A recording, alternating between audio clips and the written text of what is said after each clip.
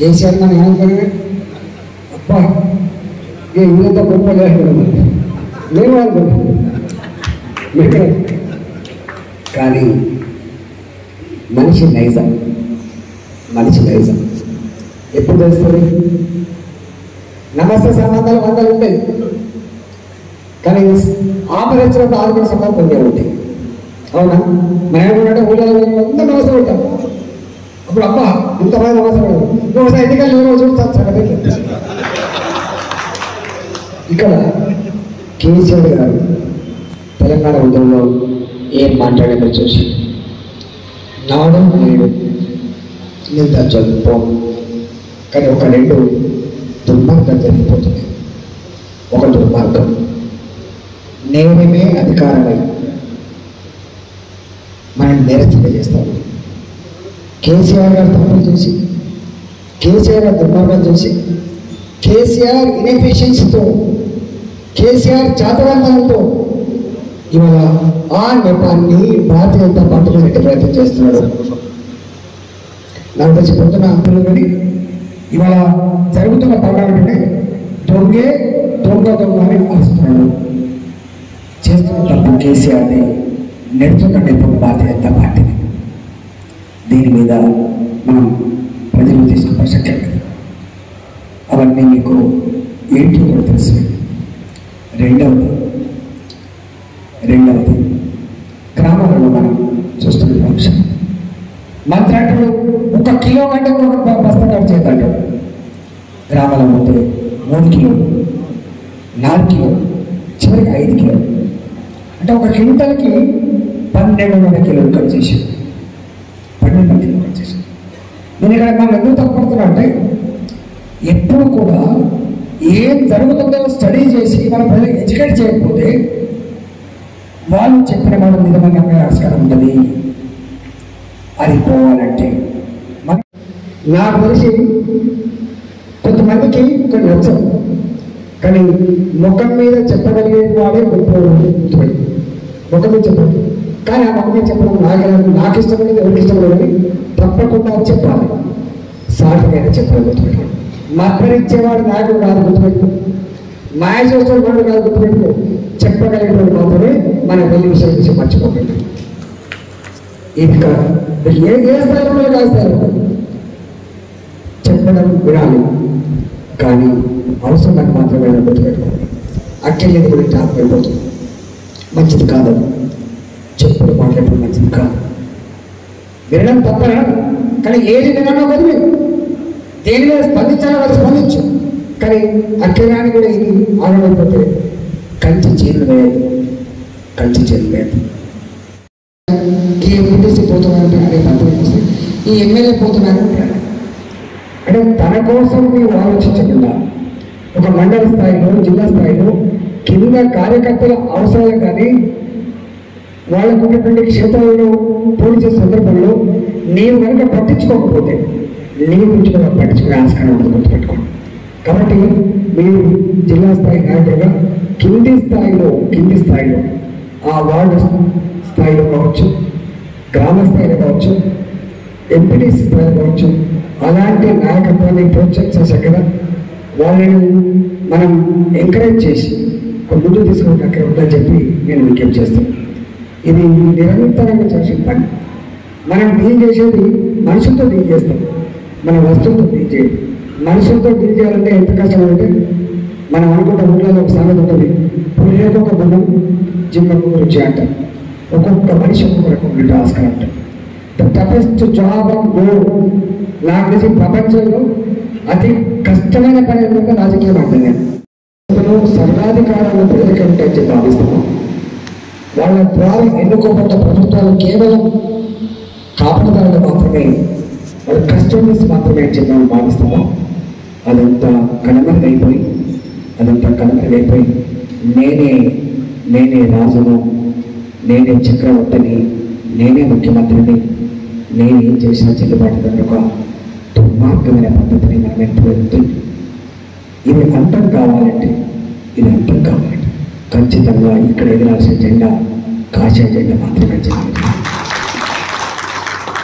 అట్లా ఇప్పుడు వస్తుంటే నేను ఇట్లా వస్తుంటే రామ్ గోపాల్ గారు కాన్సెన్స్ చెల్లి మామిడి నాకు ఫోన్ చేసి మేము సోషల్ మీడియా పోస్టులు పెడుతుంటే మమ్మల్ని పోలీసులు పిలిపించారు, భయపెడుతున్నారు, మా మీద లౌకిషంగా చేస్తా అంటే ఫోన్ వస్తాం. కార్యకర్తలుగా ఇవన్నీ చర్యల కింద పడాల్సింది. ఈ దుర్మార్గమైన ప్రభుత్వాలను పోవడమే కాకుండా గ్రామ స్థాయిలో కూడా మన సర్పంచ్ ఏమయ్యా ఎస్ఐ గారు, ఏమై డిసిఐ గారు ఎందుకు పిలుస్తున్న మా కార్యకర్తలు చెప్పిన సత్తా గక్కడే ఉంటున్న విషయాన్ని మర్చిపోకండి.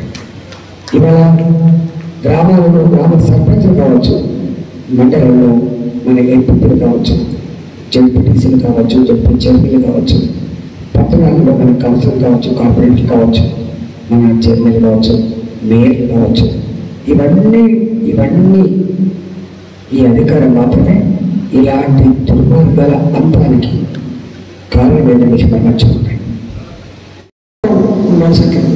అటు ఇటు లేచిపోవడం గురించి మాట్లాడతలేదు, నాన్ సీరియస్గా ఉన్న గురించి మాట్లాడతారు. కానీ సీరియస్గా ఉన్నవాళ్ళు గతంలో ఇతర పార్టీల్లో ఒక రకంగా ఒక హోదా అనుభవించడం వాళ్ళని తీసుకొచ్చుకొని చేసుకొచ్చక్కర్లేదు. నేను చూస్తూ ఉంటాను, ఒక ఆయన ఈ సర్పంచ్ అని అనుకుంటున్నాను, అది బీసీడీ అంటాడు, ఇంకొక మనిషి నానేగా అని కథ.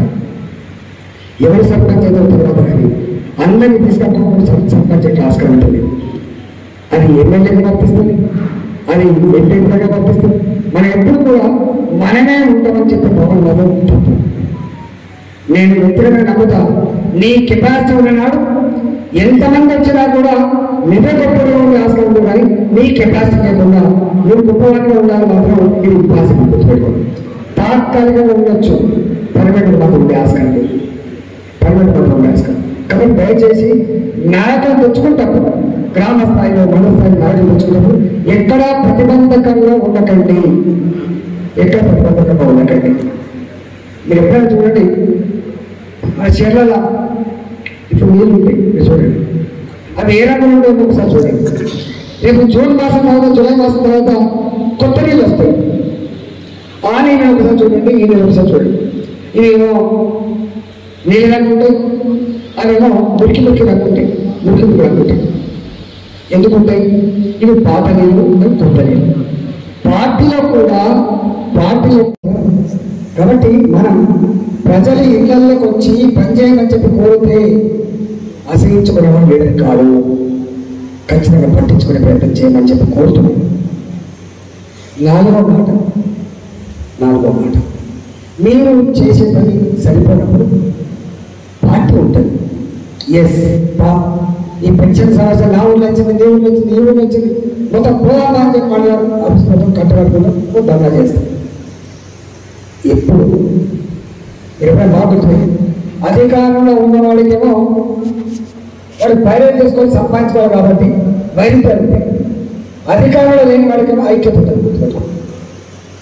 బాగా అధికారం ఉన్నవాడికేమో నాకు వెళ్ళకుండా ఆయన పోవాలి, ఆయన ఇంకోటి పోవాలి, పని చేసుకొచ్చుకోవాలి, సంవత్సరాలు పని చేసుకొచ్చుకోవాలి, ఇంకా 4 పైసలు వస్తాయి కాబట్టి. అధికారంలో లేని వాడికి ఐక్యత కోసం, ఐక్యత కోసం మీరు కనుక మీరు అర్థమానం జిల్లా అధ్యక్షుడు ఫోన్ చేసి లేకపోతే ఇంకో నాయకుడు ఫోన్ చేసి అలా నా మీద ఈ కేసు పెడతా ఉంటాడు, ఒక 50 మంది సమయం పోలేదు. మీరు ఎప్పుడు కూడా గుర్తుపెట్టుకోండి, అధికారం ఎంత గొప్పదంగా భావిస్తామో, అధికారం చెలాయిస్తారని చెప్పి మనం భావిస్తామో, అధికారం చాలా చిన్నది కూడా అయితే గుర్తుపెట్టుకోండి. ఎప్పుడు ఉరికేవాడు ఉన్నంత వరకే తరిమేవాడు ఉంటాడు, ఉరికేవాడు ఉన్నంత వరకే తరిమేవాడు ఉంటాడు. ఏమి రాక మాత్రం వాడతారు. నీ ఏ ఆఫీస్ అయినా కూడా నువ్వు ఒక్కరి పోయి ఇద్దరు పోయి కనుక సార్ అంటే వెళ్ళిపోయి అంటాడు. 50 మంది పోయి కూర్చో, 50 మంది పోయి కూర్చో, ఎంత సంగతి ఉండడా దొరకడు ఆయన మనకు 100 తప్పులు చెప్తే గుర్తుపెట్టుకో. అధికారం అనేవాడు 100 తప్పులు చేసి ఉంటాడు. మీరు కనుక ఒకసారి కూర్చొని మరి ఏం రూల్ ప్రకారం చేశారా అని చెప్పి ఉంటాడు. వ్యక్తులుగా చేయలేదు పని, పార్టీకి ఆ శక్తి ఉంటుంది. ఐక్యత ఉన్నప్పుడు మాత్రమే, ఐక్యత ఉన్నప్పుడు మాత్రమే. తప్పన అన్ని నియోజకవర్గాలు తప్పన ఇవన్నీ కూడా ఉంటాయి. దాంట్లో నేను నమ్ముతాను, నేను వ్యక్తిగత నమ్ముతాను. కింది స్థాయిలో ఉన్న కార్యకర్త కనుక ఆ గొప్ప కర్తవ్యం నిర్వహించకపోతే ఈయన ఎమ్మెల్యే ఆస్కారం లేదు. కొంతమంది ఏమనుకుంటే నువ్వేదా నాకు నా ముఖం చూసి ఉంటుంది, ఎవరి ముఖం చూసి ఉంటుంది. కొంతమంది ఏమనుకుంటాడు ఆ టైం కష్టపడి సరిపోతారు, ఆ టైం పైసలు ఖర్చు పెడతారు. ఎప్పుడు కూడా నేను నా వ్యక్తిగతంగా నా అనుభవంగా చెప్తున్నా, డబ్బులు ఎప్పుడు అధికారాన్ని ఇవ్వ గుర్తుపెట్టుకో.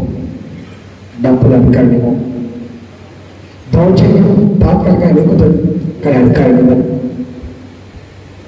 కార్యకర్తలు మాత్రమే అధికారులు కట్టుబెడతారు.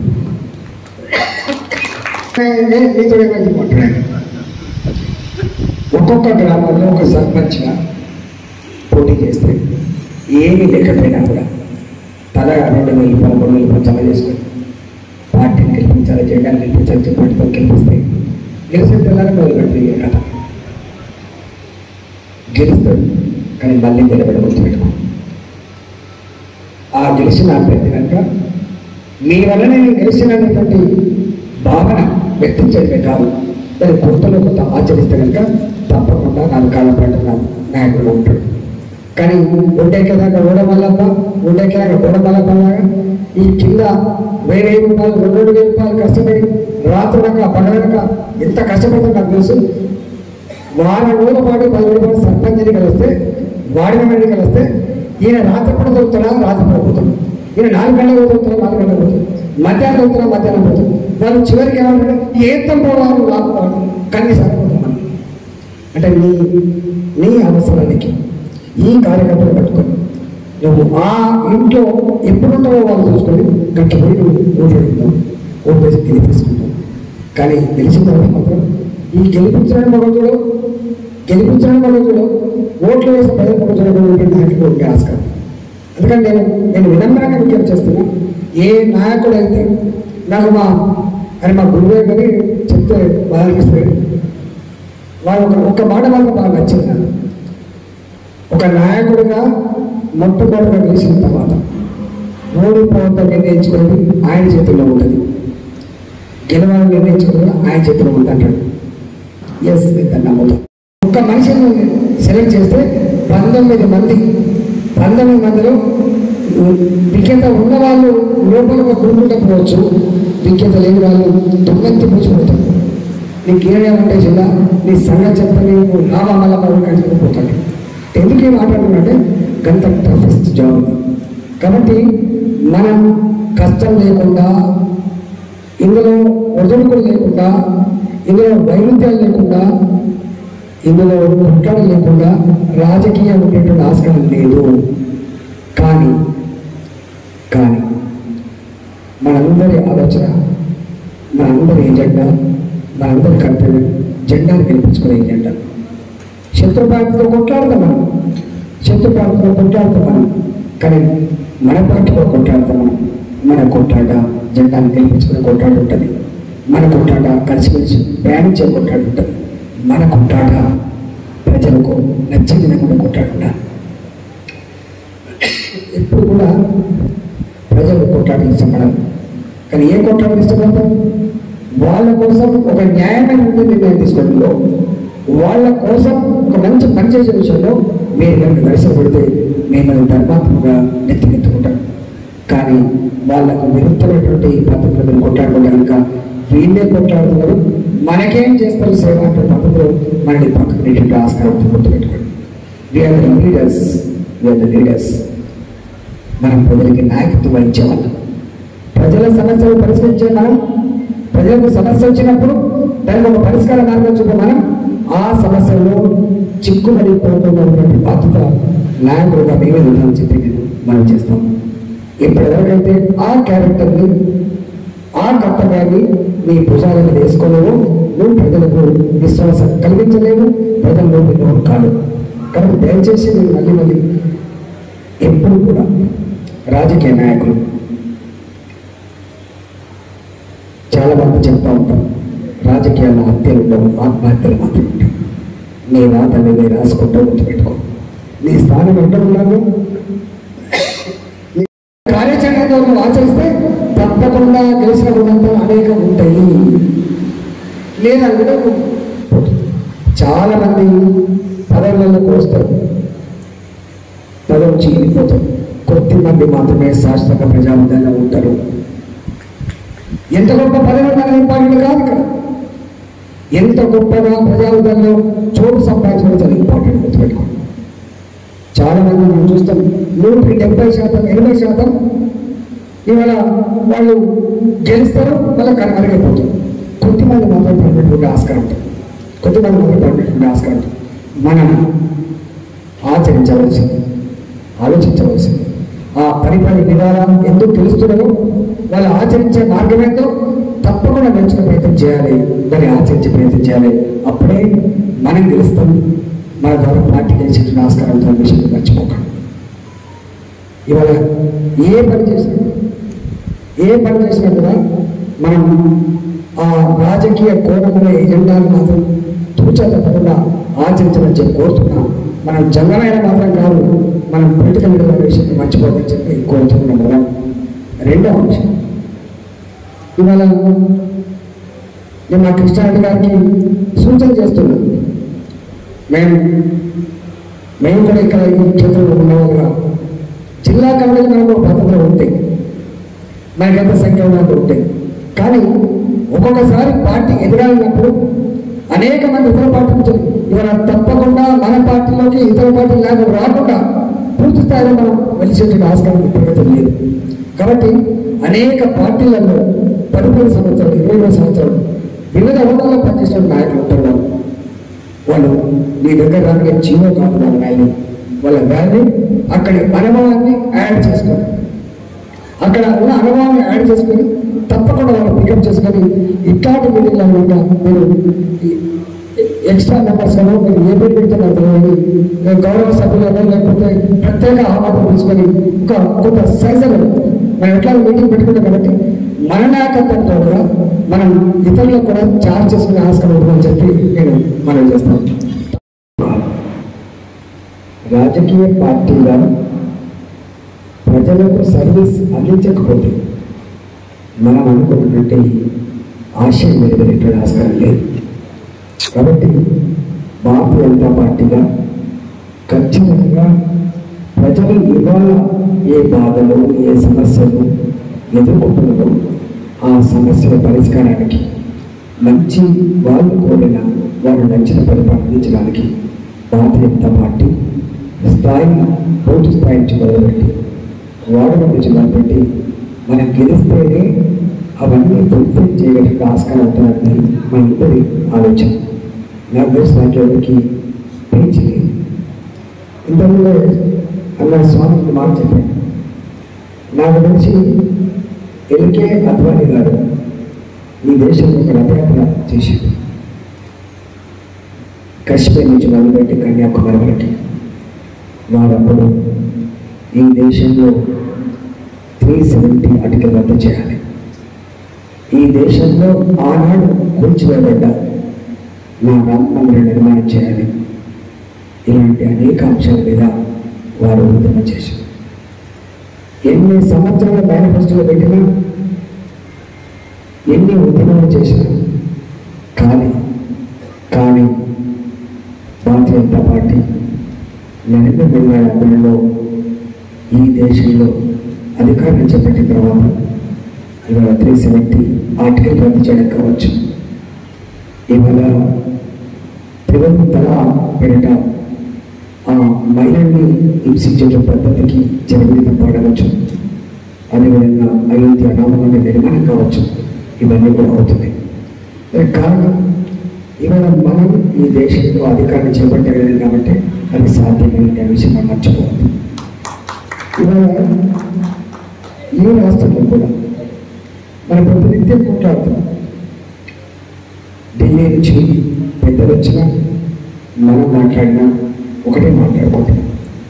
ఇది ప్రజా కంటక ప్రజా వ్యతిరేకమైన ప్రభుత్వం, దీనికి దోపిడీ తత్వం తప్ప ప్రజాహితం లేదని, దీనికి నియంత్రిత పోవడం తప్ప ప్రజాస్వామ్య స్వభావం లేదని, ఈ ప్రజాస్వామ్యం అయితే అందరినీ ఇంప్రూవ్ చేసుకొని అందరినీ కలుపుకొని వ్యవస్థ నడపాలో, ఈ ప్రజాస్వామ్య వ్యవస్థలో అంతిమ న్యాయ నిర్ణేతలు ప్రజలే భావిస్తాము. అర్థం చేయించాలి. అదొకటే ప్రజల్ని మన వైపు తీస్తాం తప్ప వట్టిగా పోయి నువ్వు ఇలా రూపాయలు జెండా పట్టాలని కాదు.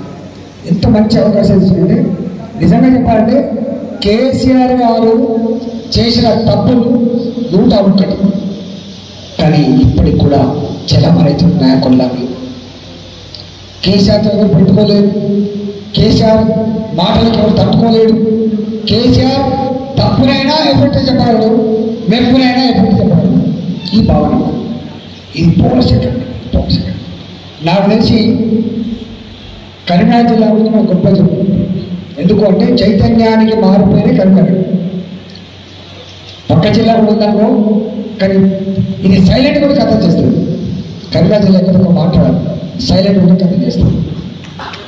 తెలంగాణ ఉద్యమానికి పుల్లు పూచి దిగడని, ఆయన ఆత్మగౌరవం కోసం రాజీనామా చేసిన దిగడని, మళ్ళీ ఆయన వీడెంత వాడెంత నేను చేస్తే వాళ్ళు లీడర్ అయ్యాడు, ఎత్తుకునేవాడు అక్కడ బతకండి, మీరు కిందికి తీసినట్టు నన్ను తీస్తే ఈ కరీంనగర్ జిల్లా కాబట్టి గుంతులు కింద తిరిగిపోయింది. నాకు తెలిసి తెలంగాణ ఉద్యమానికి పొడి వచ్చింది. దోపిడీ దుర్మార్గమైన అహంకారపరమైన పాలనకి చెరవ మీద పట్టింది కరీంనగర్. కాబట్టి ఇంత బాధ్యతగా ఈ కరీంనగర్ జిల్లా, పాత కరీంనగర్ జిల్లా తప్పకుండా ఇలాంటి అనేక సమస్యలు మరి దాని మీద ఇప్పటికే మేము చాలా చెప్పి ఉన్నాం. చాలా మంది తెలియదు ఏంటంటే మనం చెప్పేంత వరకు కూడా ఈ వడ్లు కొనేది కేంద్ర ప్రభుత్వం విషయం చాలా తెలియదు. ఆయన మంచి బ్రహ్మాండంగా ఉపన్యాసం సభలో చెప్తున్నప్పుడు మీరు లోపల కూడా అనుకోలేదు, చూసిన అంటే మీరు లోపల అనుకోలేదు, ఇక మంత్రులే కాబట్టి ఏం చెప్పినా చూసిన దేశంలో ఒక గింజ కూడా లేకుండా కొంటున్న ఏకైక రాష్ట్రం తెలంగాణ చెప్పుడు కావచ్చు. నేను మంత్రిగా ఉన్నాను. దేశానికి అన్నం పెట్టగలిగే స్థాయికి ఎదిగింది తెలంగాణ అని చెప్పి 1 కోటి టన్నుల పైన బియ్యాన్ని పెట్టగలిగితే అందులో 65 లక్షల మెట్లుల బియ్యాన్ని ఇచ్చిన రాష్ట్రం తెలంగాణ చెప్పి మంచిది. ఇవాళ డిస్ట్రక్షన్ 1 నిమిషం జరిగిపోతుంది. కన్స్ట్రక్షన్ మాత్రం చాలా కష్టమైంది. ఈ హాల్ కట్టాలంటే సంవత్సర కాలం పడుతుంది. ఈ హాల్ కోల్పోతామంటే 1 నిమిషం కోల్పోతుంది. ఇవాళ నాయకులలో కూడా కొంతమంది చెప్పుకున్న మాటలు విని టక్కన గొడవపడి పెట్టుకుంటుంది నమస్కారం. నాయకులుగా నాకు తెలిసి రాజకీయ నాయకుడికి మొట్టమొదటి నచ్చిన లక్షణం తొక్కుడు బండకున్న తోడుకుంటారు. గుర్తుపెట్టుకోండి, తొక్కుడు బండకున్న తోడుకున్నాను. నాయకుడు కనుక ఎప్పుడు అధికారం కానీ నాయకత్వం కానీ లేదా ధనం కానీ ఉచ్చిలు వారి చేతుల్లో గుర్తుపెట్టుకోండి. ఉచ్చిల చేతుల్లో అది పరిపక్వత కలిగిన వారి చేతులు మాత్రమే ఉంటుంది. ఆ పరిపక్వతని నువ్వు ఉన్నట్టుగా నువ్వు భావిస్తున్నావు కాబట్టి, అందుకే నువ్వు నాయకులు అయినావు కాబట్టి, అందువల్లనే నువ్వు ప్రజలు నాయకత్వం వహిస్తావు కాబట్టి ఆ ప్రజలు వచ్చే, ఆ ప్రజలు నచ్చే ఆ పద్ధతి నీలో ఉండకపోతే నువ్వు ఎల్లడూ నాయకుడు కాలేవు. గుర్తుపెట్టుకోండి. నేను కొంతమంది చూస్తూ ఉంటాను.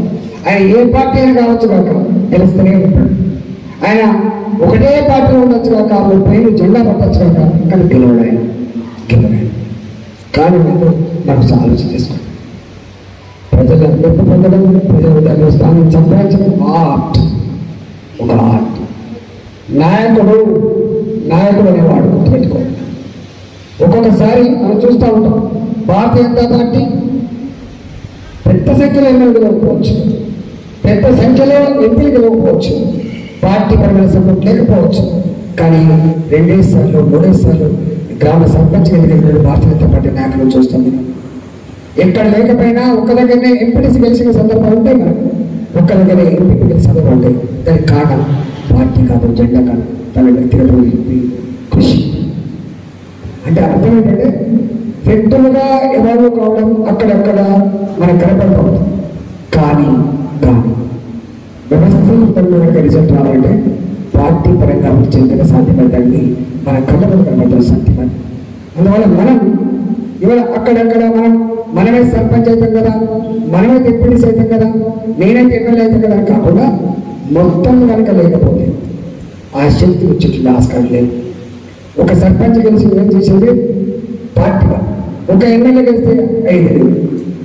మొత్తం ప్రజానికానికి ఒక మంచి స్వచ్ఛమైన పరిపాలన అందించాలంటే, వాళ్ళ సమస్యల పరిష్కారం మన చేతిలో ఉండాలంటే అది ఖచ్చితంగా పార్టీ పరంగా బలపడితే తప్ప ప్రాంతం కాదు. 3 నెలలకు ఒకసారి పెట్టుకున్నా, 2 నెలలకు ఒకసారి పెట్టుకున్నా సమావేశాలు పెట్టుకునేటువంటి ఉద్దేశం పార్టీని విస్తరించడం, పార్టీని పూర్తి స్థాయి నుంచి మొదలుపెట్టి వార్డు స్థాయి నుంచి మొదలుపెట్టి పార్లమెంట్ వరకు గెలవడమే ఎజెండాగా ఉండే ప్రోగ్రాం ఉంటుంది. ఏ పని చేసినా ఇవాళ వడ్లు కొట్టలేరని చెప్పి ఉద్యమాలు నడిపినాం, ఇవాళ పెన్షన్ రావట్లేదు ఉద్యమాలు నడిపినాం, ఇక్కడ భూములు ఆక్రమించాలని ఉద్యమాలు నడిపినాం. ప్రజలకు సంబంధించిన వృత్తి సమస్యల పరిష్కారం కోసం మనం ఉద్యమాలు చేస్తే ఆ ఉద్యమాలు అంతిమంగా మన శక్తి పెరగడానికి, మన పార్టీ పెరగడానికి, అంతిమంగా అధికారం చేపట్టిన ఉద్దేశం ఉంటే తప్ప వేరే ఉద్దేశం ఉండేటువంటి ఆస్కారం లేదు. ఒక రాజకీయ పార్టీ, మన ఒక రాజకీయ పార్టీ, ఈ రాజకీయ పార్టీలో తప్పకుండా ఎవరి హోదాలు వాళ్ళు, ఎవరి స్థాయి వాళ్ళు పోటీ పడే తత్వం తప్పకుండా ఉంటుంది. చెప్పడం చాలా తేలిక, కానీ చేయడం చాలా కష్టం. మనం అనుకుంటాం ఒక గ్రామాల్లో ఒక వార్డు మెంబర్ ఎలక్షన్లో పోటీ పెట్టాలంటే ఎంతో కసక్తి చేస్తే తప్ప సాధ్యం కాదు. ఎందుకంటే నేను స్వయంగా చూస్తున్నాను. నేను 20-25 సంవత్సరాల కాలం పాటు నాకు తెలిసిన 4-5 గ్రామ పంచాయతీ ఎన్నికలు జరిగినాయి, 4-5 ఎంపీటీసీ ఎన్నికలు జరిగినాయి, 4-5 జడ్పీటీసీ ఎన్నికలు జరిగినాయి, అనేక సార్లు లెక్కలేని సార్లు ఎమ్మెల్యే ఎన్నికలు జరిగినాయి. ఎప్పుడు ఎన్నిక జరిగినా ఎక్కడ కూడా ఒక్క మండలంలో పొలుగు కూడా అన్నింటి గెలవగలిగేటువంటి సత్తా ఎందుకు వచ్చిందో అది ఇట్లా సాధ్యమైందో తప్పకుండా మనం అందరం అవలోకనం చేసుకుంటున్నాం.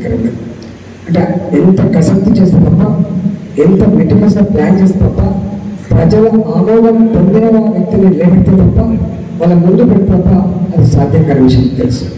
మనం ఒక మాట పడి నేను తిరుగుతలేమో లొల్లి పెడుతున్నామని చెప్పి భయపడి చేస్తే ఇది సాధ్యపెట్టడం కాదు. అందుకని మొట్టమొదటి నేను మీకు అందరికీ విజ్ఞప్తి చేస్తున్నాను, మీరు జిల్లా స్థాయి నాయకులు కావచ్చు, మీ చుట్టూ పైకి ఉండవచ్చు, కానీ నీ కింద ఉన్నటువంటి కార్యక్రమంలో వాళ్ళ పరిధి వార్డు మెంబర్ పని కావచ్చు కాక, వాళ్ళ పరిధి సర్పంచ్ పదవి కావచ్చు కాక, నీకు దాని పట్ల ఇంపార్టెన్స్ నీకు కనపడకపోవచ్చు కాక, కానీ కార్యకర్త స్థాయిలు కింది స్థాయిలు వాళ్ళ క్షేత్రం వాళ్ళ పదవి గదే కాబట్టి వాటి మీద దృష్టి పెట్టి ప్రక్కన ఉంటుంది. ఎందుకంటే మీరు ఆ కింది స్థాయిలో కనుక మీరు దృష్టి పెట్టకపోతే మీరు పై స్థాయిలో వాళ్ళు ఉండేటువంటి ఆస్కారం జరుగుతుంది. పెంచాలంటే ధర పెద్ద అమలు పెడతాడు. 30 రూపాయలప్పుడు 30% ఉంటే 9 రూపాయలు అవుతుంది. 60 రూపాయలప్పుడు 9% ఎంత అవుతుంది? 20 రూపాయలు వస్తుంది. అంటే ధర పెరిగినప్పుడు ఈ ట్యాక్స్ అట్లే ఉంటే అది డబుల్ ట్రిపుల్ అయ్యేట్టు ఆస్కారం. పెట్రోల్ మీద ధర పెంచాడు, లిక్కర్ మీద ధర పెంచాడు, మోటార్ సైకిళ్ళ మీద ట్యాక్స్ పెంచాడు, స్టాంపు గుడ్డల మీద ధర పెంచాడు, బస్సు ఛార్జీల మీద ధర పెంచాడు, కరెంటు బిల్లు కూడా పెంచాడు. మీకు తెలుసు, ఒక్క ఈ పెంచిన ఛార్జీల మీద ఈ ఒక్క సంవత్సరానికి కేసీఆర్ ప్రభుత్వానికి వచ్చే డబ్బులు 20 నుంచి 25 కోట్ల పెట్టుకో ఒక సంవత్సరం. మీ ఇంతకు చెప్పి లెక్కిద్దా 9,000 కోట్లు, 10,000 కోట్లు, 2,000 కోట్లు, ఇట్లా అన్నీ కలిస్తే 20,000 కోట్లు కావు. 20,000 కోట్లు కావు. రైతు బంధు కలిపితే కూడా 35,000 కోట్లు కావు. కానీ నువ్వు పెంచే డబ్బు 20,000 కోట్ల రూపాయలు ప్రజల జైలు నుంచి బయటపోతాడు. రెండో మాట, తాగుడు మీద ఇంతకు చెప్పండి. ఒక తాగే మీద నేను కొత్తగా ఆర్థిక మంత్రి అయినప్పుడు ప్రభాకర్ గారు ఎమ్మెల్యే ఉండే 10,000 కోట్లు సంవత్సరానికి లిక్కర్ మీద రాష్ట్ర మొత్తానికి వచ్చే డబ్బు 10,000 కోట్ల రూపాయలు, 11,000 కోట్ల రూపాయలు. ఇవాళ వచ్చే డబ్బు ఎంత తెలుసా? 40,000 కోట్ల రూపాయలు. 40,000 కోట్ల రూపాయలు. ఎక్కడ ఏ షాప్ లేకపోయినా ఎక్కడైనా ఎప్పుడైనా దొరికేది మాత్రం మందు సీసా. ఊళ్ళల్లో అర్ధరాత్రి కూడా పొద్దులైతే కూడా కొంతమంది వెళ్తాడు, సీసా ఇస్తాడు, తాగదాకుంటాడు, మళ్ళీ ఇంటికి పోతాడు. చూడండి, 6,80,000 మంది తాగు తాగుడు బానిసలై భార్యను పిల్లలు పట్టించుకోక సాగుకు దగ్గర వాళ్ళని చెప్పి లెక్క రాసింది. 40,000 కోట్ల రూపాయల ఖజానా మీద నువ్వు తీసుకుంటున్న పెన్షన్ డబ్బులు, నువ్వు తీసుకున్న కళ్యాణ లక్ష్మి, ఏ కళ్యాణ లక్ష్మి చెప్పులైతే తీసుకున్న పుస్తకాలు కడుతున్నావో ఈ లిక్కల ద్వారా ఆ మనిషి చచ్చిపోతే ఆ ఆడబిడ్డ పుస్తకాల ద్వారా విషయం మర్చిపోకు. ఆ కుటుంబం అనాథ విషయం మర్చిపోకు. తండ్రి లేని పిల్లలుగా, భర్త లేని భార్యలుగా ఏ గ్రామానికి పోయినా కూడా నా భర్త చనిపోయిందని చెప్పి మన కళలు పడి వేడుకుంటున్న తీరు ఇవాళ దానికి కారణం ఆ 40,000 కోట్ల రూపాయలు కాంక్షిస్తాయి, సమాజ హితాన్ని కాంక్షిస్తాయి. కానీ ఇక్కడ ఈయన మాత్రం ఎన్నడూ ఈ పుస్తకాలు తేగద్దని, అనాథ పిల్లలు ఉండద్దని, వాళ్ళు గొప్పగా ఈ దేశానికి రాష్ట్రానికి ఉపయోగపడేటువంటి కాన్సెప్ట్ లేదు. ఆయనకు కావాల్సింది డబ్బులు తప్ప మనిషి కాదని కావాల్సింది.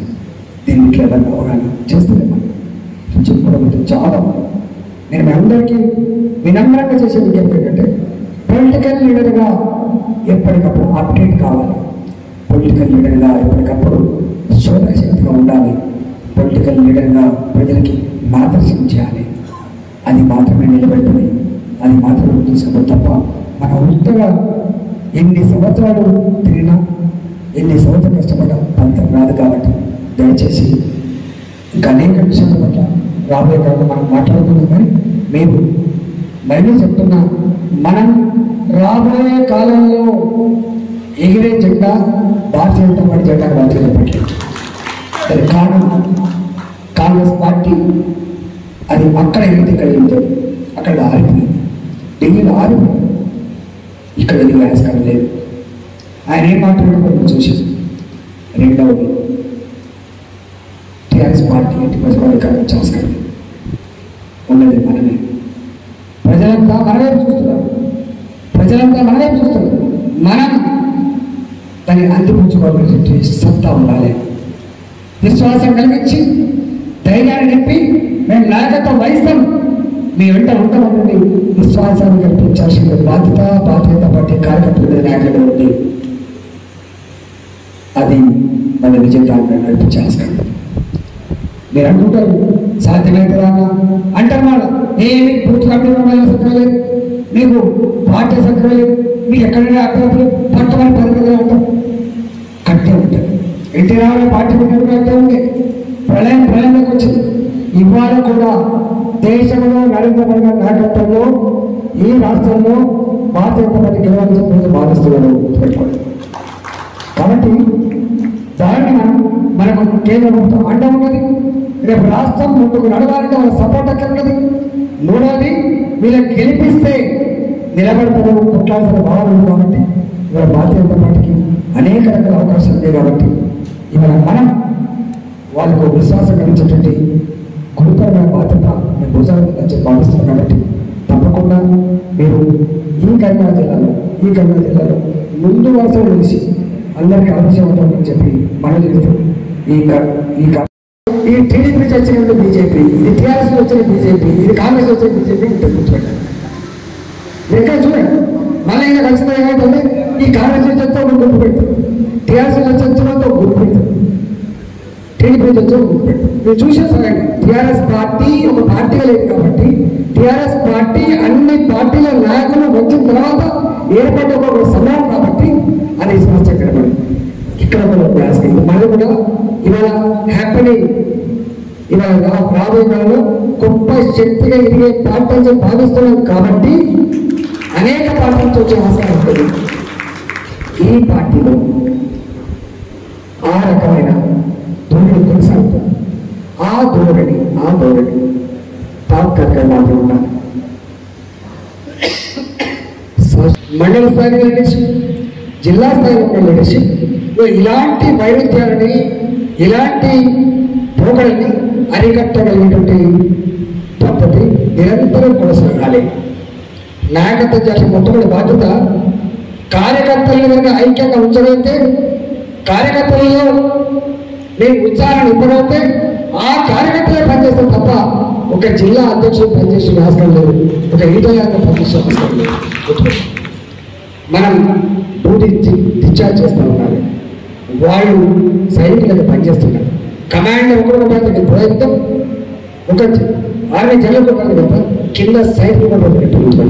అందుకని ఆ సైనికులు గ్రామ స్థాయిలో పరిగీసి కొట్లాడేటువంటి పార్టీ కార్యకర్తల రైతులు వాళ్ళు కనుక సంతోషంగా లేకపోతే, వాళ్ళు ఉత్సాహంగా లేకపోతే పార్టీ ముందుకు పోటీ ఆస్కారం లేదు. కాబట్టి మండల స్థాయిలో ఉన్న నాయకత్వం కావచ్చు, జిల్లా స్థాయిలో నాయకత్వం కావచ్చు, గ్రామ స్థాయి నాయకత్వం కావచ్చు, వీళ్ళు ఎప్పటికప్పుడు అలాంటి వాటిని పరిష్కరిస్తూ ఉండడమే కర్తవ్యంగా పెట్టుకోవాలని చెప్పి నా ప్రథమ సూచన చేస్తాను. ఇవాళ కృష్ణారెడ్డి గారికి మెచ్చుకున్నారు కొంతమంది, రామ్ గోపాల్ గారిని మెచ్చుకున్నారు కొంతమంది, ఈతల గారిని మెచ్చుకున్నారు కొంతమంది ఉంటారు. రాజకీయాల్లో తప్పకుండా ఆయన ఏమంటున్నారంటే నాకు కార్డు ఫాదర్ అనుకోండి తప్పలేదు, కానీ అందరికందరూ భారతీయ జనతా పార్టీ జెండా కింద ఉన్న విషయంలో మర్చిపోతుంటారు. వాళ్ళ బాధ్యత పడుతున్నాయి. మనము ఎప్పుడు కూడా నాకు ఎంత బాగుండాలంటే కోడి తన పిల్లల్ని దగ్గరికి దగ్గరికి దాచుకుంటాడు. నాయకులు అనేవాడు కూడా ఇవన్నీ ఆయన అక్కడి నుంచి వచ్చిందా, ఇక్కడి నుంచి వచ్చిందా, ఈయనేమైనా తిట్టేవాడా, ఈయనేమైనా మెచ్చుకునేవాడా, నా స్థానికంగా ఉండే సమస్య మీద నేను మొన్న ఎక్కడో ఒక సర్వే చూశాను. మనం ఎక్కడున్నామంటే మనకి కాదు కదా సర్పంచ్, మనకు కాదు కదా మన ఎమ్మెల్యేది, మనకు అధికారం లేదు కదా, మనకు పెన్షన్ చెప్తాం. ఇప్పుడు బాగా గుర్తుపెట్టుకోండి, పెన్షన్ ఇచ్చేవాడు గొప్పడు కాదు, పెన్షన్ ఇచ్చేవాడు గొప్పడు కాదు, సమస్య పరిష్కరించడం గొప్పడు కాదు, సమస్య పరిష్కరించడం కొట్లాడడం గొప్పడు. గుర్తుపెట్టుకో, ఇది మీరు మా విషయంలో సామాన్య ఎక్కడ కొట్లాడు తెలంగాణ కొట్లాడు. ఇచ్చింది ఇచ్చింది కాంగ్రెస్ పార్టీ, దానికి మద్దతు ఇచ్చింది భారతీయ జనతా పార్టీ. మన రెండే ఎంపీలు, 545 మంది పార్లమెంట్ సభ్యుల టీఆర్ఎస్ పార్టీ కూడా రెండే. గాలి కూడా ఒక్కొక్క ఇచ్చిన ఎవరు కాంగ్రెస్ పార్టీ, సపోర్ట్ చేసింది సుష్మా స్వరాజ్ గారు భారతీయ జనతా పార్టీ. కానీ సపోర్ట్ చేసేది ఓట్లే, ఇచ్చిన కూడా ఓట్లేదు. ఎవరికి ఇచ్చినా కొట్లాడే ఓటేసారు. దీనిలో మధ్యలో అర్థం చేసుకోండి, ఎప్పుడు కూడా నాయకుడిగా ఎదగాలంటే ప్రజాక్షేత్రంలో గొప్పగా పేరు సంపాదించుకోవాలంటే అధికారం ఉండే వారు గుర్తుపెట్టుకోండి. అధికార పార్టీ లేనప్పుడే వస్తుంది అని చెప్పి మనం చేస్తున్నాం. అందుకే మీరు మా చేతిలో ఏం లేదు కదా, మేము చూస్తే అసలు రేషన్ కార్డు ఇప్పించే కాడా, పెన్షన్ ఇప్పించే కాడా, భూముల సమస్యలు పరిష్కరించే కాడా, ఇట్లాంటి కాడా చాలా దిక్కులు మన వాళ్ళు మేము కాదు కదలే, అధికారులు ఏం కదలే, మీరు గాలి వాళ్ళు చేస్తారు అని గుర్తుపెట్టు. మీరు చేయాల్సిన పని బాధ్యత అయిపోయినా కాదు తర్వాత, కానీ స్పందించిన వాళ్ళు ఏదైనా మొట్టమొదటి చూస్తాం. మీరు ఎక్కడ చూడండి సైకాలజీ. కాబట్టి 3వ లక్షణంగా మీకు ఉండాల్సింది అది నీ పరిధిలో ఉన్నా లేకపోయినా నీ దగ్గరికి వచ్చినప్పుడు దాని పట్ల నువ్వు స్పందించకపోతే మరోసారి ఇంకో మనిషికి రాడు. మరి నాయకుల దగ్గరికి ప్రజలు వస్తే గొప్ప నాయకులు అవుతారా, ప్రజలు రాకపోతే గొప్ప నాయకులు అవుతారు. కులాలైతే అసహించుకుని తెల్లాలని గోగొడతాను అంటే తెల్లాలని వెళ్తాను కదా. పొలిటికల్ లీడర్ దగ్గరికి మనుషులు వస్తాయి, పెద్ద లీడర్. మనుషులు కలుపుతానే పనికి మన లీడర్ లెక్క. రెండోది పని చేస్తేనే నేను వస్తాను, పని చేయకపోతే గుర్తుపెట్టుకో వస్తారా పోతారా. కాబట్టి రాష్ట్రం 2.5 కోట్ల జనాభా, 2.5% జనాభా రాష్ట్రం 65 లక్షలు పెట్టారు దాన్ని పెట్టి. కానీ ఎవరు అడగలేదు. ఈ 65 లక్షలు పెట్టాలి దాని కొన్న దేశం భారతదేశం అని భారత ప్రభుత్వం అని చెప్పి ఎవరు చెప్పలేదు, ఆయన చెప్పిందే చెప్పండి. కానీ శని ఎత్తులు పెట్టుకోవచ్చు, శని ఎత్తులు ఉంటాయి. నేను మొదలు చెప్పాను, నేను ఎత్తుల శని ఉన్నది, నువ్వు బంగారం కూడా మధ్య చెప్పండి చాలాసార్లు. ఎందుకని ఈ వడ్లు కొట్టడానికి కాదని, ఈ వడ్లు కొట్టడానికి కేంద్రం అని చెప్పిన మొట్టమొదటి చెప్తారా కేసీఆర్. పోయేకాలం దగ్గర చూసావా పోయేదాకా పోతాం. అనేకం ఉన్నాయి, ఇట్లా అనేకం. ఇవాళ అప్పుల విషయంలో కూడా మనం సపోర్ట్ చేయకపోతే వస్తాం. కానీ చెప్తాను, ఓహో ఏమి ఏనంటుంది కదా కేంద్రం, ఏమి ఏనంటుంది కదా, ఈయన అంటున్నాడు కదా, మరి ఒక్కసారి ఏదో కింద అయిపోతుందనే వార్త. అంటే కేంద్ర ప్రభుత్వం అప్పులు ఇచ్చే కదా కేంద్ర ప్రభుత్వం విషయం ఇప్పుడు తెలియదు. మనం రాష్ట్రం తాత జాగీర్లాగా మీకు తెచ్చుకుంటానే కథ ఉండదు కదా. ఈ దేశంలో ఒక చట్టం ఉంది, ఈ దేశంలో ఒక సిస్టమ్ ఉంది. ఆ సిస్టాన్ని, ఆ చట్టాన్ని తోడుపేయగలిగే శక్తి కేసీఆర్ గారు, కేసీఆర్ చేయడం లేదు. అట్లా నేను రాష్ట్రాలకు ఉండే అధికారాన్ని ముఖ్యమంత్రి పదవులను ఇచ్చినా చెప్పట్లేదు. కానీ భారత రాజ్యాంగంలో మాత్రమే 29 రాష్ట్రాలు నీవు కూడా ఒక ముఖ్యమంత్రి అని, నీవు కూడా రాజ్యాంగంలో మాత్రమే పరిపాలించే హక్కు ఉందని ఇవాళ మనం అర్థం చేసినట్టు. ఇవాళ ఎఫ్ఆర్పై నుంచి అది చెప్పిన సబ్జెక్టు పెద్ద సబ్జెక్టు ఒక్కటి మాత్రం చెప్పవలసింది. ఊళ్ళ ఏ నా పెద్దవాడు నా పెద్దవాడు మావాడు వచ్చిన ఉపన్యాసంగా ఇది ఎవరా పెద్దవాడు చేసి ఏమి ఇచ్చినాడో పెన్షన్ ఇచ్చింది 60,000 రూపాయలు. నేను ఫస్ట్ బడ్జెట్ పెట్టినప్పుడు ఒక మాట చెప్పినాను. ఫస్ట్ బడ్జెట్ ఇది రాజుల సొమ్ము కాదు, ఇది రాళ్ళ పని కావడానికి, ఇది మా ప్రజల సొమ్ము. తెలంగాణ ప్రజల రక్త మాంసాన్ని పిండి చెమటతో కొన్నటువంటి డబ్బు ఇది. దీనికి పేదల పక్షం వహించేటువంటి నీతి ఉండాలి, జాతి ఉండాలి చెప్తున్నాడు. ఈ డబ్బులు గంత కత్తమైన పూర్తి చెప్తున్నాడు. కానీ వాళ్ళ తాగినోడే కంటే తాళ్ళ పని అన్నట్టుగా పెన్షన్ 2,000 తీసుకున్నాం అన్నట్టుగా పెన్షన్ 2,000 తీసుకున్నాం, 9,000 కోట్ల రూపాయల సంవత్సరానికి కళ్యాణ లక్ష్మి తీసుకున్నాం, 10,000 కోట్ల రూపాయలు కేసీఆర్ కిట్ తీసుకున్నాం, 740 కోట్ల రూపాయలు బియ్యం. మీకు చాలా మందికి కేంద్ర ప్రభుత్వం ఇచ్చే సబ్సిడీ 7,000 కోట్లు, రాష్ట్ర ప్రభుత్వం ఇచ్చే సబ్సిడీ 2,000 కోట్లు, 2,500 కోట్ల రూపాయలు.